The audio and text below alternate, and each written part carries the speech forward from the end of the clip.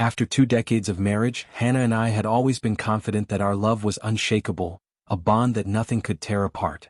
Yet, one unforeseen event cracked that certainty wide open, and it forced me to question everything, making me wonder if it had been nothing more than a thin veil covering a deeper, unspoken truth.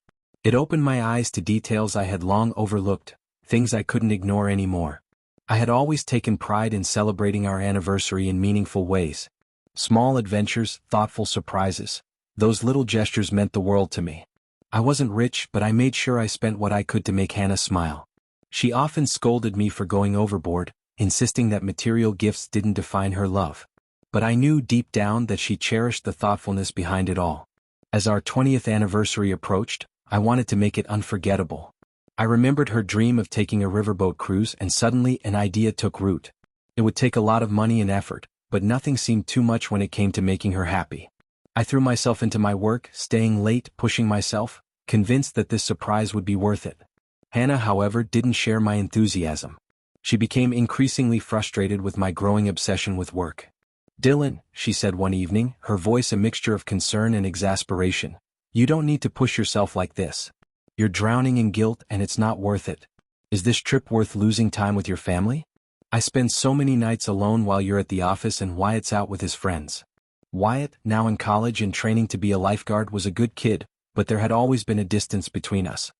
He had always believed I wasn't doing enough to provide for the family, and even now, as I tried to reassure myself that things would eventually fall into place, I couldn't ignore the tension. Though we didn't always see eye to eye, I knew one day he would understand why I did what I did. Despite the growing tension, I decided to go ahead with the cruise, giving it to Hannah as a surprise for our anniversary. She was touched, but she couldn't ignore the cost. "I really appreciate all you've done, Dylan," she said softly, "but we have bigger responsibilities. The loan we're paying off, helping Wyatt with his driver's license. It doesn't feel right to go on this trip without him." I thought about it for a moment before replying, "Wyatt's at school. Maybe we should give the trip to the Williams family. They were at our wedding and we've been friends for years." It wasn't the perfect solution, but it felt like the right thing to do. Our families had always mirrored each other in many ways. Hannah and I had married shortly after graduation, starting our life together in a humble dorm.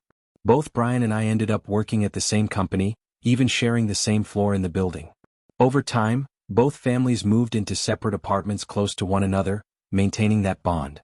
But life, as it tends to do, took a turn in the late 90s when Brian decided to leave his stable job and dive into the unknown waters of entrepreneurship. At first I thought it was reckless, but to my surprise he made it work, building something incredible from the ground up. Years later, when he suggested we take a river cruise to escape the monotony of corporate life, it sounded like the perfect opportunity. "Dylan, let's sail down the Mississippi. I'll let my son run the business for a while, he needs to learn the ropes," he said. By late May we found ourselves aboard a cruise ship, indulging in 3 lavish meals a day, scenic excursions and non-stop entertainment. The days blurred together, filled with laughter, fueled by Brian's endless supply of alcohol and the charm of Aaron, a performer who captivated the passengers with his talent. Hannah seemed particularly taken with Aaron, unable to stop talking about his charisma, his stage presence. And I couldn't deny the guy had an undeniable charm. But things began to take a strange turn. 2 days before the cruise was set to end, after too much wine, Hannah became a side of herself I had never seen. She was drunk, completely out of character, her speech slurred, her actions erratic. I felt embarrassed and unsure of how to handle the situation. Brian, visibly irritated, hissed, "Dylan, this is unacceptable. Handle it." But before I could react, the evening spiraled further. Hannah disappeared and panic set in. The thought of her stumbling off the deck or making a scene sent me into a frantic search. When I finally found her, the sight was surreal. She was in a nearby stateroom, not in an intimate moment with Aaron as I feared, but standing awkwardly beside him. Hannah was slumped over, disheveled, sick. Aaron, usually so charming, now wore a grim expression. "She had too much to drink," he explained. "I gave her mineral water, but it didn't help. I had to bring her here to recover." I was overwhelmed with humiliation, but the moment only got worse. When I finally confronted Hannah, the floodgates opened. "What were you thinking?" I demanded, my frustration spilling out. "You've embarrassed me in front of everyone, including Brian." Her response hit me like a gut punch. "I've been ashamed of you my entire life," she slurred, her words harsh yet eerily precise. You've never been able to provide, to satisfy me, to be the man I needed. It was as if the universe had slapped me awake and everything fell into place.